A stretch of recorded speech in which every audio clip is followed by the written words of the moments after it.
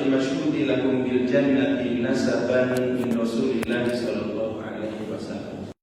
Tentu keutamaan yang paling besar yang dimiliki oleh beliau ini adalah salah satu dari sahabat 10 yang di masa hidupnya itu sudah dijamin masuk surga. Ada 10 sahabat yang di masa hidupnya Rasulullah Shallallahu Alaihi Wasallam telah menyatakan, mengabarkan kepada sahabat-sahabat yang lain bahwasanya orang-orang ini akan masuk surga atau termasuk penghuni ahli surga. Dan diantaranya adalah Ali bin Abi Thalib, khalifah yang keempat. Jadi 10 ahli surga itu tentunya adalah khalifah yang pertama Abu Bakar As-Siddiq, kemudian yang kedua Umar ibn al-Khattab, yang ketiga Utsman bin Affan, yang keempat Ali bin Abi Thalib, kemudian ada Abdurrahman bin Auf, kemudian lagi Thalhah bin Ubaidillah, kemudian Sa'id bin Zaid, kemudian Sa'ad bin Abi Waqqas, kemudian Abu Ubaidah Ibnul Jarrah, kemudian Az-Zubair Ibnul Awam, ya. Dan Ali bin Abi Thalib di sini adalah orang yang paling dekat dari 10 orang tadi secara nasab terhadap Rasulullah sallallahu alaihi wasallam.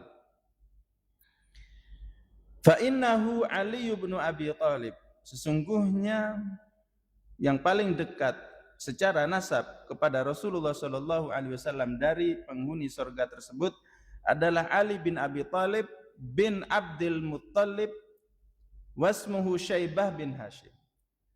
Syaibah bin Hashim ini adalah nama dari Abdul Muttalib. Abdul Muttalib ini tentunya adalah julukan namanya Abdul Muttalib, hambanya Muttalib. Muttalib ini adalah nama tentunya, termasuk keluarga Nabi. Nah, Abdul Al-Muttalib, budaknya Muttalib, namanya itu Syaibah. Syaibah ini dijuluki sebagai budaknya Abdul Muttalib, padahal dia itu anaknya, tapi digelari budak Abdul Muttalib.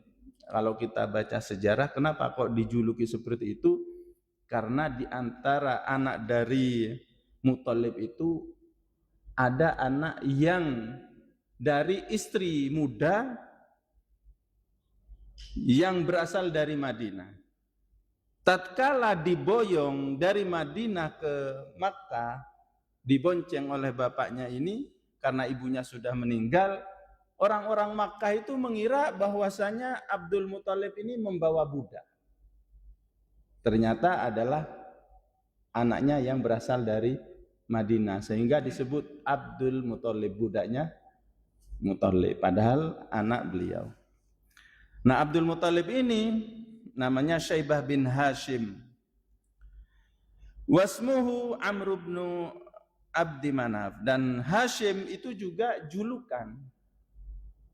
Hashim itu julukan, entah artinya itu, kalau enggak salah Hashim ini adalah pembuat roti.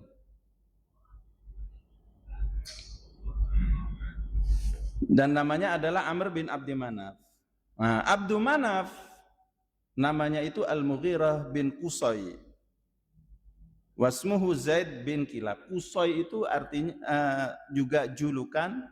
Nama dia itu adalah Zaid bin Kilab bin Murrah bin Ka'ab bin Lu'ay bin Ghalib bin Fahr bin Malik ibn Nadhr bin Kinanah bin Khuzaimah bin Mudrikah bin Ilyas bin Mudar bin Nizar bin Ma'di bin Adnan. Ini tentu adalah silsilah dari Ali bin Abi Thalib sampai ke atas-atasnya. Abul Hasan Al-Qurashi Al-Hashimi.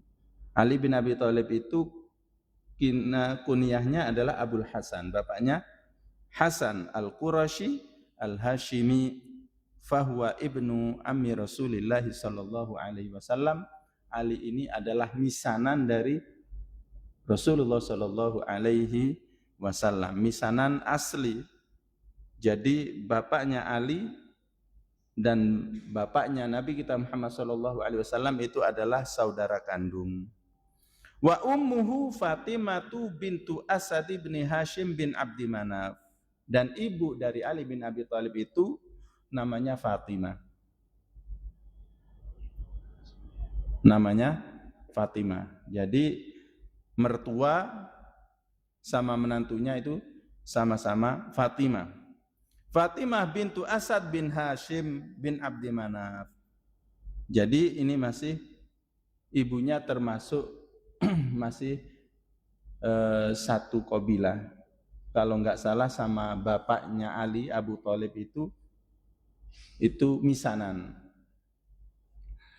Qala Zubair bin Bakkar wa hiya awwalu Hashimiyatin waladat Hashimiyan. Jadi Fatimah ini adalah wanita pertama yang melahirkan anak dari Bani Hashim. Jadi sama-sama Hashim ya.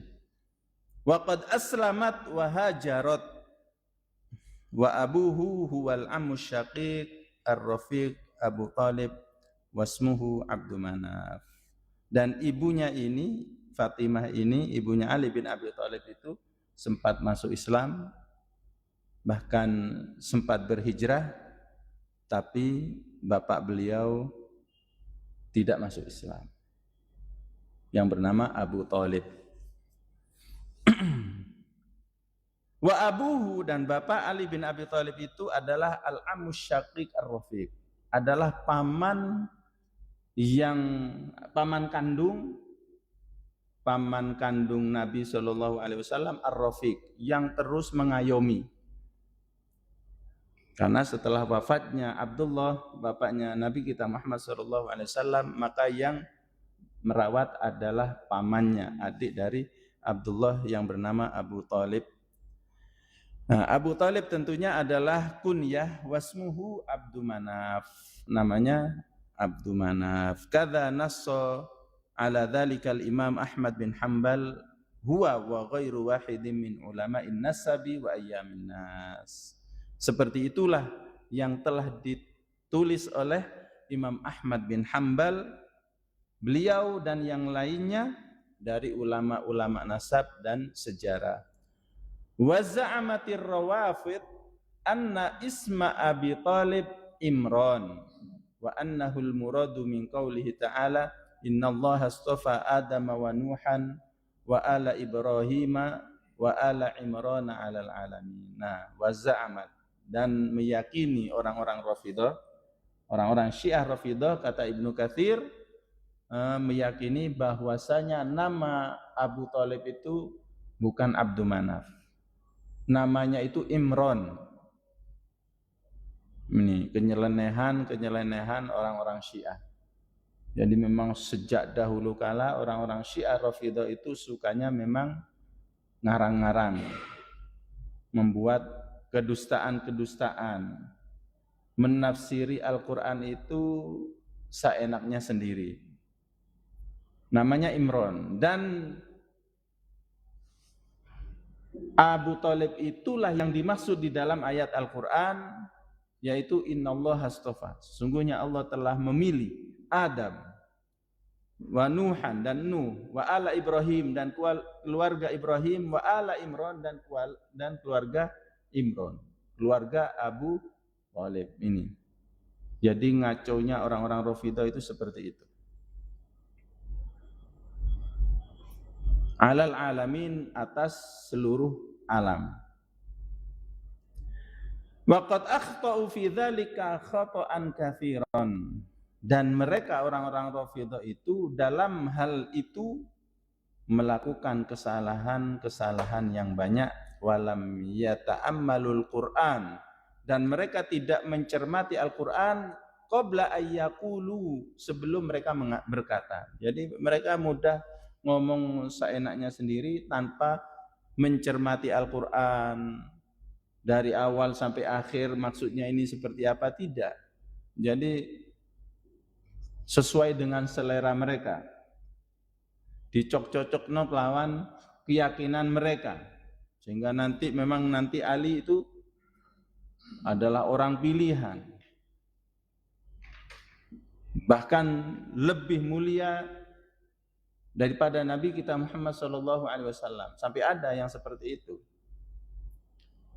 meyakini bahwasanya malaikat Jibril keliru menurunkan wahyu yang semestinya kepada Ali tapi keliru kepada Muhammad, dan seterusnya.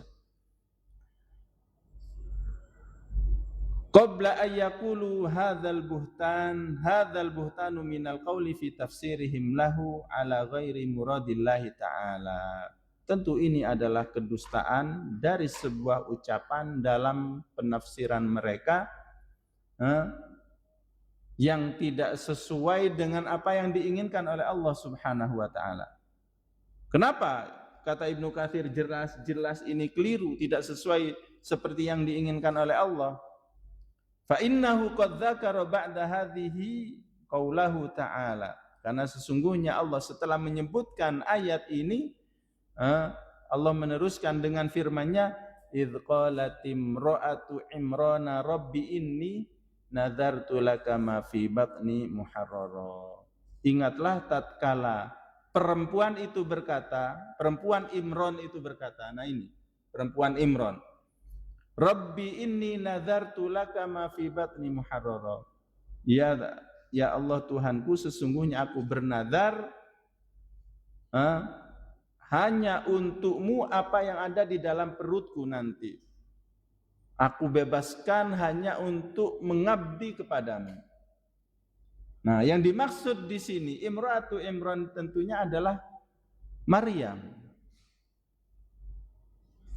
Jadi kalau ditafsiri Imran di sini Abu Thalib, sama sekali tidak nyambung dengan ayat ini.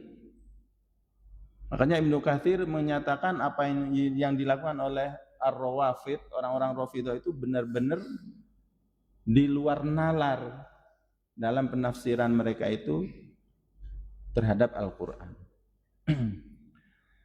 Fadzakara milada Maryam binti Imran alaihi salam. Maka Allah Subhanahu wa taala menyebutkan kelahiran Maryam, putri Imran.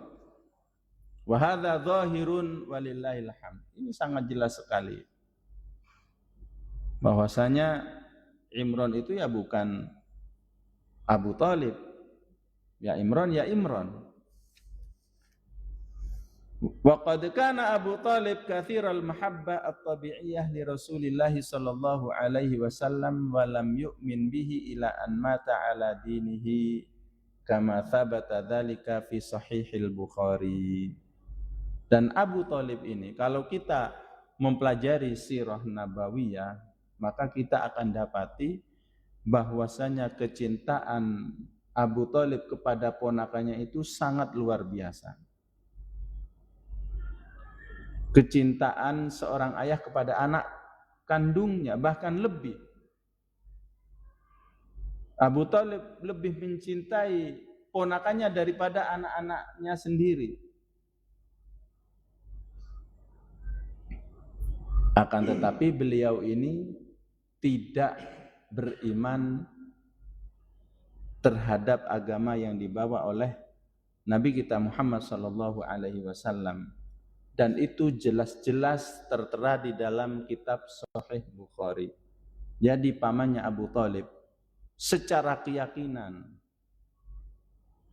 beliau itu sangat yakin bahwasanya Muhammad itu benar, utusan Allah, membawa agama yang benar. Cuman sayangnya beliau itu tidak sempat mengucapkan kalimat syahadat.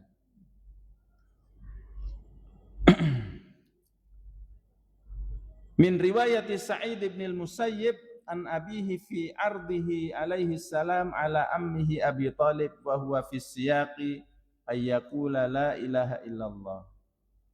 Di dalam Sahih Bukhari dari riwayat Sa'id ibn al-Musayyib dari bapaknya dalam pemaparan Nabi sallallahu alaihi wasallam atas pamannya, padahal beliau ini pamannya ini hampir mengucapkan kalimat syahadat. mengucapkan la ilaha illallah. Kenapa kau sampai gagal mengucapkan satu kalimat ini? Faqala lahu Abu Jahal wa Abdullah bin Ubay bin Abi Umayyah, ya Aba Talib, atarghabu an millati Abdul Muttalib. Maka tatkala ditalqin oleh Rasulullah sallallahu alaihi wasallam menjelang wafatnya, wahai pamanku, ayo ucapkan kalimat la ilaha illallah, maka dengan kalimat ini aku akan menolongmu. Tapi tatkala mau mengucapkan, Abu Jahal dan orang-orang yang seperti Abu Jahal berada di samping Abu Thalib langsung melarang. Wahai Abu Thalib, sudikah engkau untuk masuk agama baru dan membenci terhadap agama bapakmu Abdul Muttalib? Faqala kana akhira ma qala huwa ala millati Abdul Muttalib. Maka Rasulullah sallallahu alaihi wasallam di dalam Sahih Bukhari menjelaskan bahwasanya pamannya itu tidak sempat mengucapkan kalimat tauhid, bahkan tetap berada pada agama bapaknya Abdul Muttalib, wa aba ayyaqula la ilaha illallah, dan ia enggan untuk mengucapkan kalimat tauhid.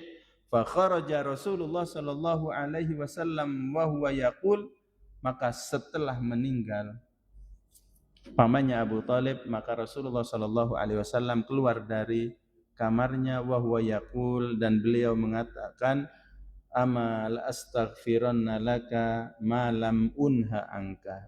Wahai pamanku, saya pasti akan memintakan ampun untukmu selagi aku tidak dilarang untuk melakukan hal itu padamu. Fanazala fi dzalika qauluhu ta'ala, namun tatkala Nabi kita Muhammad sallallahu alaihi wasallam ingin meminta ampunan kepada Allah supaya pamannya ini untuk diampuni, tidak diazab, Allah Subhanahu wa taala menurunkan ayatnya, innaka la tahdi man ahbabta walakinallaha yahdi may yasha wa huwa a'lamu bil muhtadin.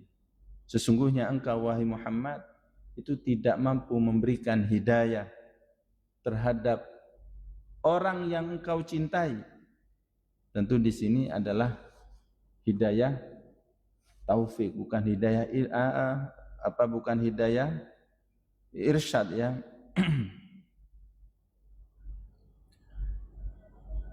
Walakinallaha yahdi may yasha, akan tapi Allah lah yang memberikan hidayah bagi orang yang dikehendaki, dan dialah yang paling mengetahui siapakah yang berhak untuk mendapatkan petunjuk tersebut.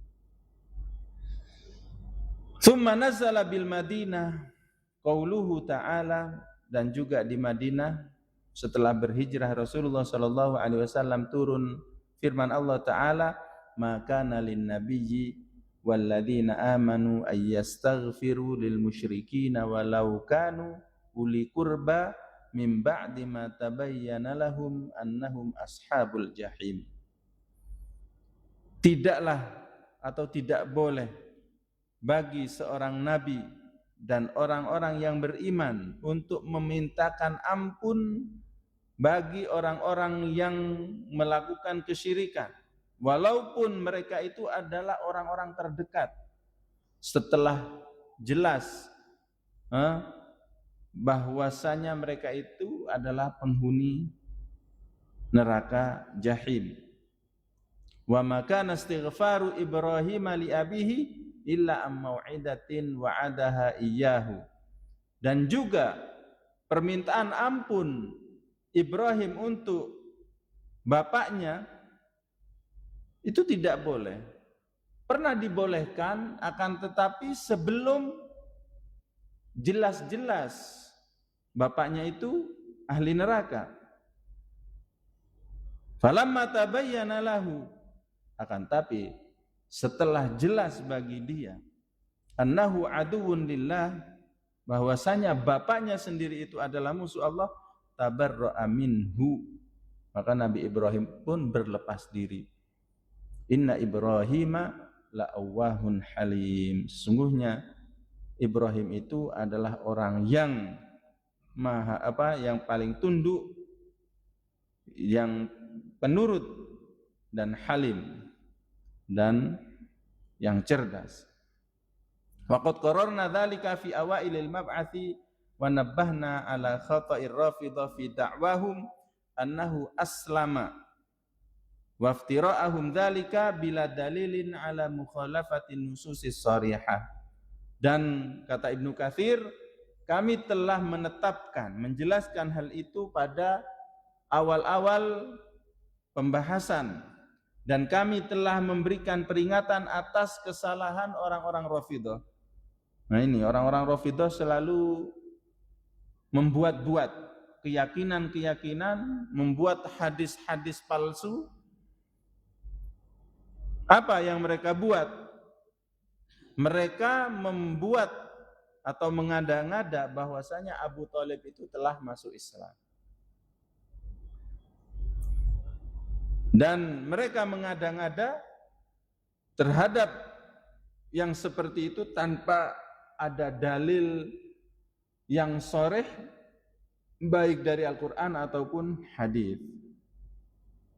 Jadi itulah memang kelakuan orang-orang Rafidhah itu selalu membolak-balikkan fakta dalam agama, bukan dalam masalah kehidupan biasa kan, tapi dalam masalah agama itu mereka cenderung melakukan keyakinan yang sebaliknya dengan kita.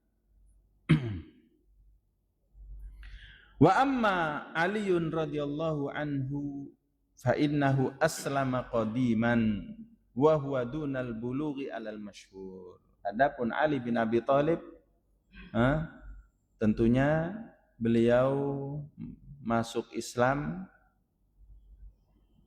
itu termasuk orang-orang yang senior, orang-orang yang pertama dalam beriman kepada agama Islam. Bahkan dia masuk Islam itu sebelum baligh, seperti riwayat-riwayat yang masyhur. Wa yuqalu innahu awwalu man aslama minal ghilman. Bahkan disebutkan oleh semua ahli sejarah bahwasanya Ali bin Abi Thalib ini adalah seorang laki-laki yang masuk Islam dari anak-anak. Jadi anak-anak yang masih muda yang masuk Islam yang pertama kali itu adalah Ali bin Abi Thalib. Kama anna Khadijata awwalu man aslama minan nisa. Seperti halnya Khadijah adalah wanita pertama yang masuk Islam duluan. Wa Abu Bakrin As-Siddiq awwalu man aslama minar rijalil ahrar. Dan Abu Bakar As-Siddiq adalah orang yang pertama kali masuk Islam dari orang-orang atau laki-laki dewasa yang merdeka. Wa Zaid bin Harithah awwalu man aslama minal mawali. Dan orang atau budak yang pertama kali beriman dan masuk Islam itu adalah Zaid bin Harithah. Wa qad rawat Tirmidzi wa Abu Ya'la an Ismail bin Suddi an Ali bin Ayyash an Muslim al-Mulai an Habbata bin Juwain an Aliyin wa habbatu la yusawi habbatan. An Anas bin Malik qala ba'atha Rasulullah sallallahu alaihi wasallam au bu'itha Rasulullah yaumal itsnain wa shalla Aliyun yaumat tsulatsa. Jadi di sini Al-Imam Ibnu Katsir rahimahullah itu banyak menyebutkan riwayat-riwayat yang banyak tertulis, namun riwayat-riwayat ini semuanya itu lemah. Hadis-hadis yang dhaif. Di antara hadis yang dhaif ini adalah ini, yaitu yang diriwayatkan oleh Imam At-Tirmidzi. Abu Ya'la dan yang lainnya yang menyatakan, atau riwayat dari Anas bin Malik bahwasanya Rasulullah Shallallahu Alaihi Wasallam diutus sebagai nabi hari ini, besoknya Ali adalah orang yang pertama kali melakukan sholat. Maksudnya orang yang beriman. Rasulullah umpamanya diutus pada hari Senin, maka hari Selasanya Ali sudah melakukan ibadah sholat. Ini adalah riwayat yang lemah. Bahkan lemahnya itu sangat nyata, sampai-sampai Ibnu Katsir menyatakan di sini, wa habbatu la yusawi habbatan. Habbah di sini seorang perawi, namanya itu habbah. Habbah ini artinya satu biji. Kata Ibnu Katsir, wa habbatu la yusawi habbatan. Satu biji namun tidak memadani satu biji. Maksudnya orang ini tidak sebanding dengan satu biji apapun. Maksudnya tidak ada nilainya. Ini tentu ungkapan-ungkapan ulama hadis dalam menilai seseorang. Wah, wong iki gak ono regane. Maksudnya orangnya itu lemah, tidak bisa diambil riwayat dari dia. Jadi kalau kita mendengar umpamanya orang bercerita bahwasanya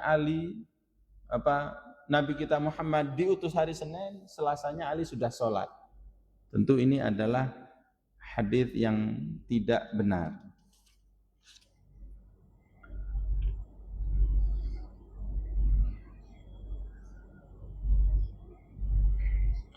Wa rawahu ba'duhum an Muslim al-Mullai an Habbata ibn Juwain an Aliyin wa habbah la yusawi habbatan wa qad rawa Maslamah bin Kuhail an Habbata an Aliyin qala abatullah ma'a Rasulillahi sab'a sinin qabla an ya'budahu ahadun. Ini juga riwayat yang tidak bisa dijadikan landasan. Apa riwayat haditsnya? Saya menyembah, beribadah kepada Allah bersama Rasulullah Shallallahu Alaihi Wasallam 7 tahun. Sebelumnya tidak ada satupun orang yang menyembah kepada Allah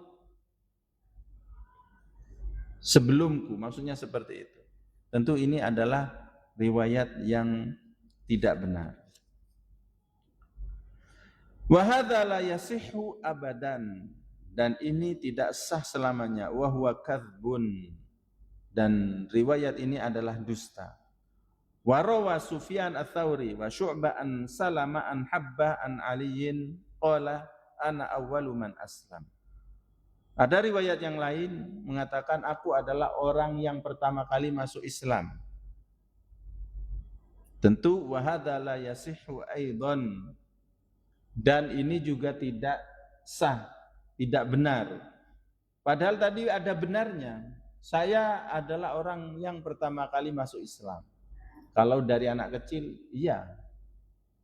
Tapi kalau dari orang dewasa, tidak.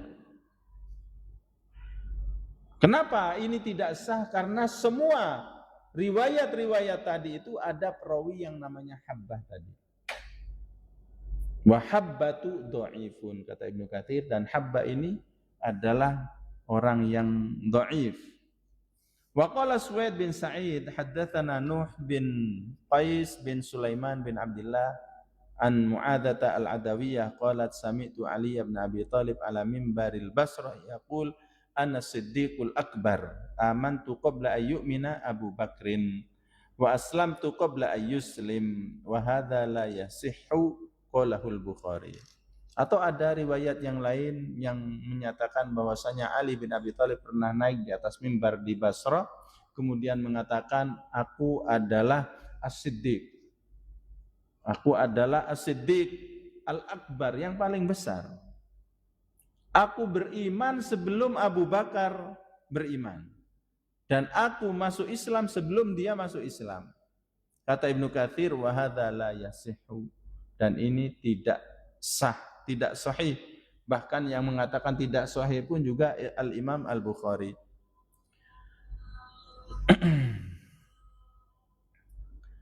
Dan hadis yang mutawatir, waqad tsabata anhu bitawatur, bahkan hadis yang sahih yang berasal dari lisan Ali bin Abi Thalib, annahu qala ala mimbaril Kufah. Ali bin Abi Thalib pernah berkata di atas mimbar di Kufah, ayyuhan nas, inna khaira hadhil ummah ba'da nabiyha Abu Bakrin thumma Umar.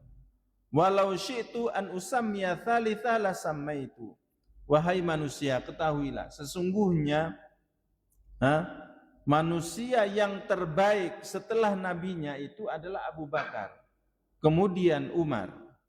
Kalau seandainya saya berkehendak untuk menyebutkan orang yang ketiga setelahnya, niscaya aku akan sebutkan. Nah, riwayat inilah yang benar. Bahkan riwayatnya ini secara banyaknya riwayat itu mencapai tingkat mutawatir. Apa penjelasan dari hadis yang mutawatir ini? Menjelaskan bahwasanya orang yang terbaik setelah Nabi tentunya adalah Abu Bakar, Umar. Jadi kalau ada riwayat-riwayat yang menyebutkan bahwasanya Ali adalah orang yang terbaik secara mutlak, tentu ini adalah riwayat-riwayat yang dusta, yang tentunya itu sangat digemari oleh orang-orang Syiah Rafidhah. Wa qad taqaddama dzalika fi fadaili syaikhaini radhiyallahu anhuma wa ardhahuma. Dan penjelasan-penjelasan hadis ini yang mutawatir tadi sudah kita sebutkan tatkala kita menyebutkan tentang keutamaan-keutamaan dari dua tokoh, yaitu Abu Bakar dan Umar. Qala al-Imam Ahmad, haddatsana Sulaiman bin Dawud, haddatsana Abu Awanah an Abi Baljin an Amr bin Maimun an Ibni Abbas qala awwalu man shalla wa fi riwayah aslama ma'a Rasulillah sallallahu alaihi wasallam ba'da Khadijah Ali bin Abi Thalib. Dan ini juga Al-Imam Ibnu Katsir rahimahullah menyebutkan riwayat-riwayat lain dan juga keabsahannya itu tidak benar.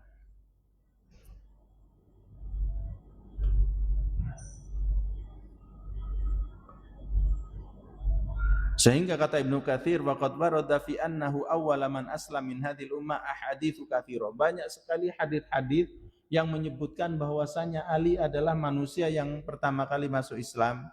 Itu banyak hadis namun tidak sah, tidak sahih. Dan wa ajwadu ma fi dzalika ma dzakarna.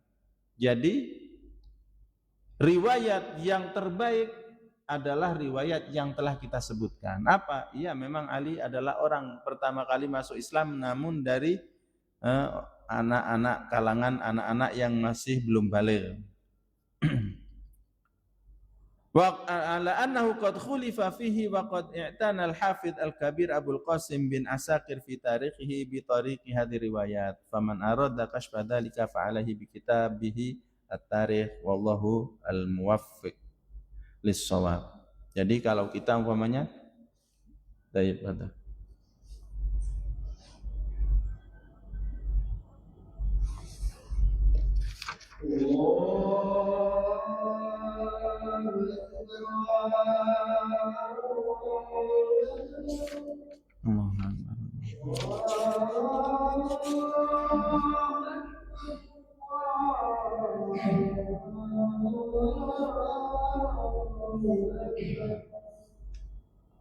أشهد أن لا إله إلا الله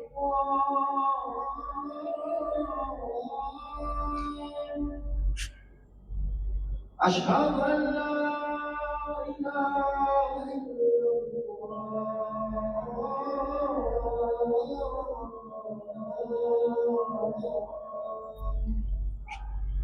أشهد أن محمدا رسول الله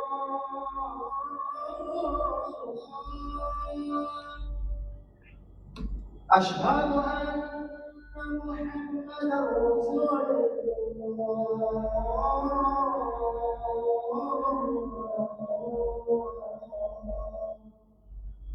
حي على الصلاة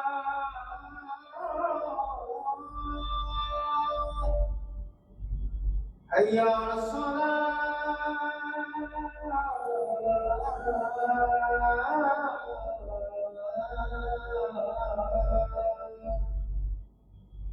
حي على الفلاح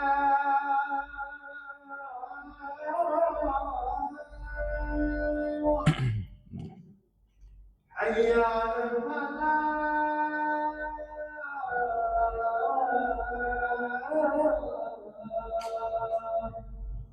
الله أكبر الله أكبر لا إله إلا الله La ilaha illallah.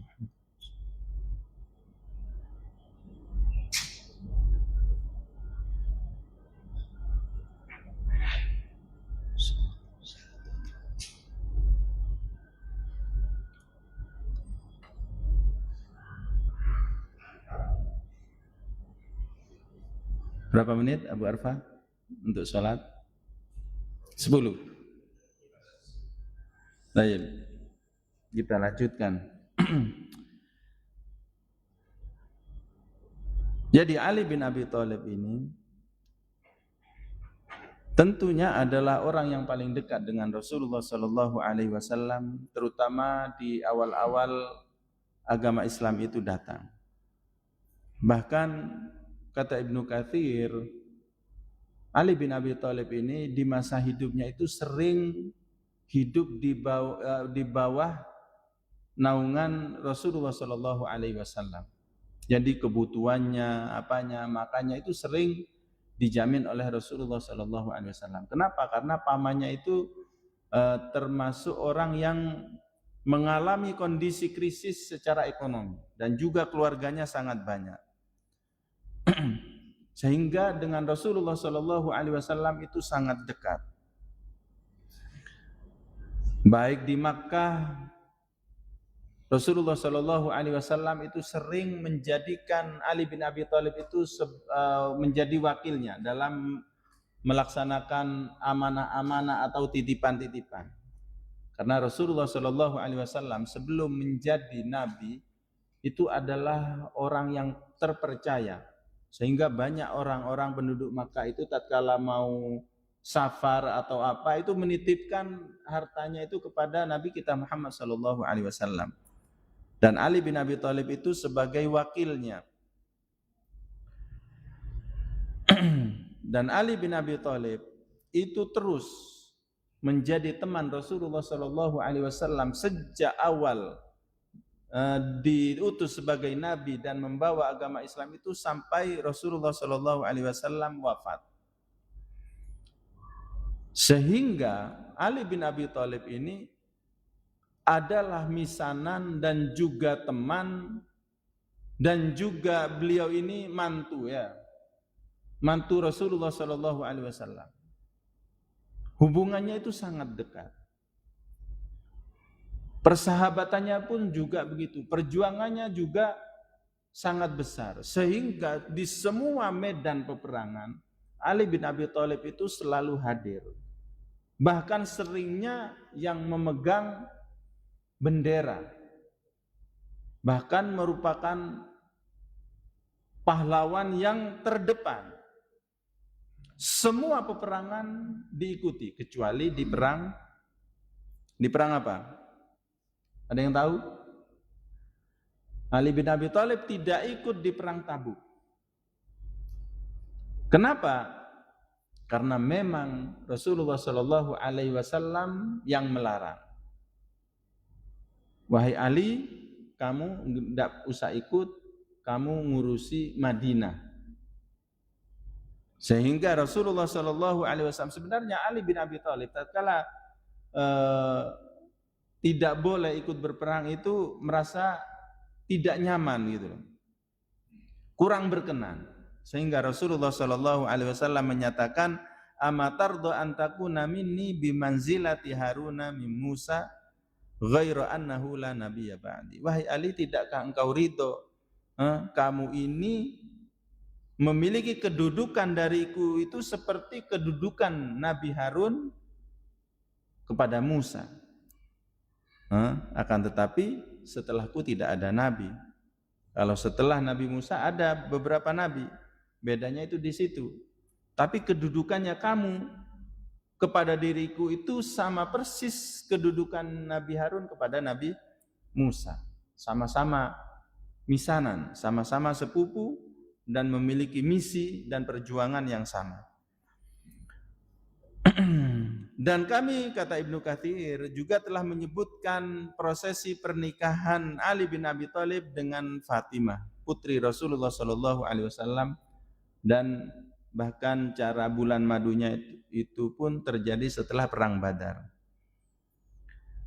sehingga tidak perlu kita mengulangi lagi. Dan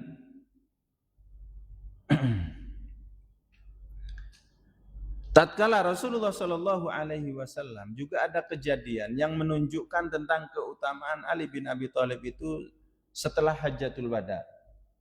Tatkala Rasulullah Shallallahu Alaihi Wasallam telah menyelesaikan haji wadanya, kemudian kembali ke Madinah. Nah, di tengah perjalanan beliau berhenti di sebuah tempat yang bernama Ghadir Khum. Nah, disinilah Rasulullah Shallallahu Alaihi Wasallam mengungkapkan sebuah ungkapan yang menunjukkan tentang keutamaan Ali bin Abi Thalib. Apa khutbah yang disampaikan oleh Rasulullah Shallallahu Alaihi Wasallam pada haji wadanya? Man kuntu maulahu fa'aliyun maulahu. Siapapun dari kalian yang menjadikan aku ini orang yang paling dicintai, pasti dia akan menjadikan Ali orang yang dicintai pula. Jadi maksudnya otomatis orang yang mencintai Rasulullah Shallallahu Alaihi Wasallam pasti akan mencintai Ali.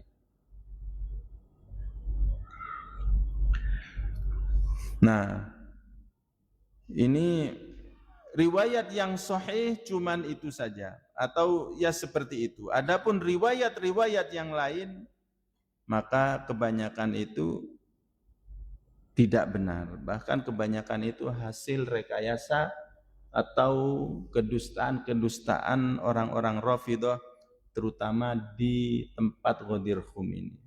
Bahkan Ghadir Khum, hari Ghadir Khum ini dijadikan hari perayaan, hari raya bagi orang-orang Syiah.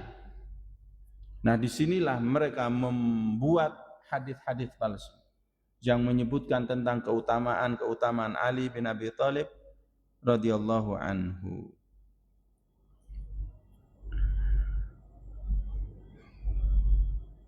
Bahkan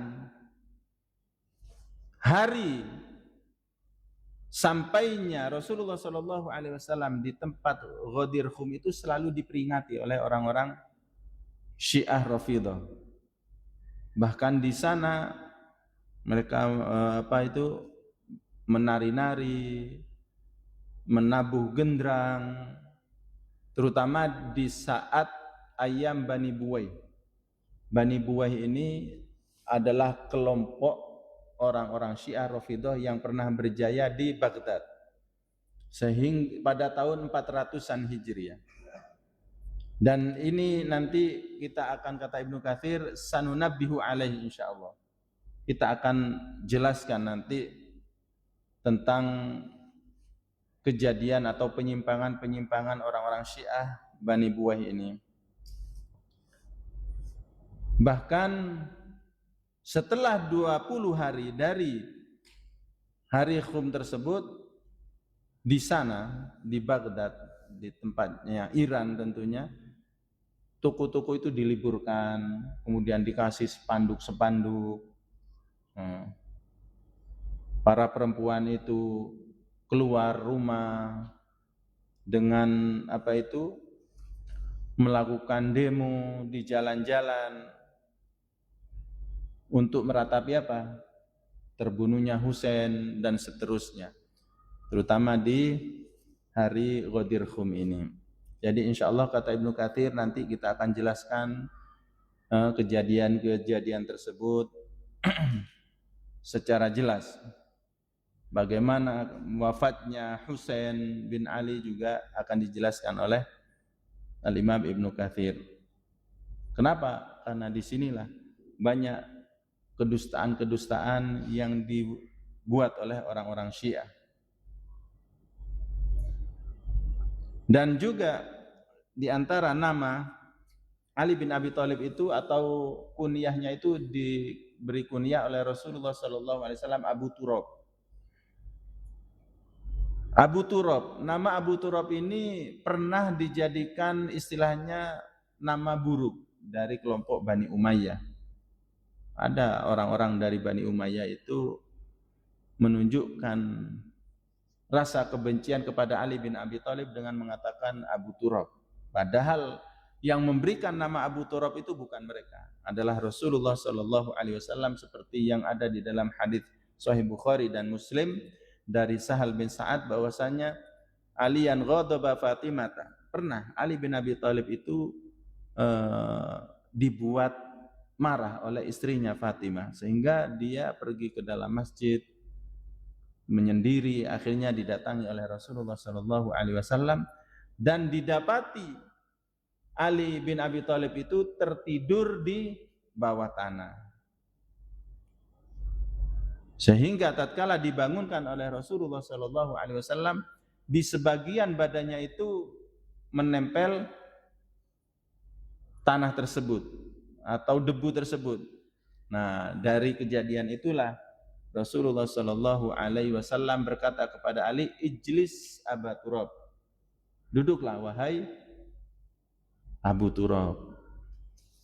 Ini latar belakang penamaan Ali bin Abi Thalib dengan Abu Turab karena tidur di lantai masjid dan menempel debunya di sebagian badannya. Wallahu a'lam bishawab. Insyaallah kita nanti akan membahas tentang keutamaan beliau itu secara ringkas saja, kita pilih dari riwayat-riwayat yang masyhur insyaallah.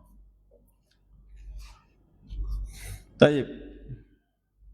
Kita tutup dengan doa kafaratul majlis. Subhanakallahumma wa bihamdik asyhadu an la ilaha illa anta astaghfiruka wa atubu ilaik. Wassalamualaikum warahmatullahi wabarakatuh.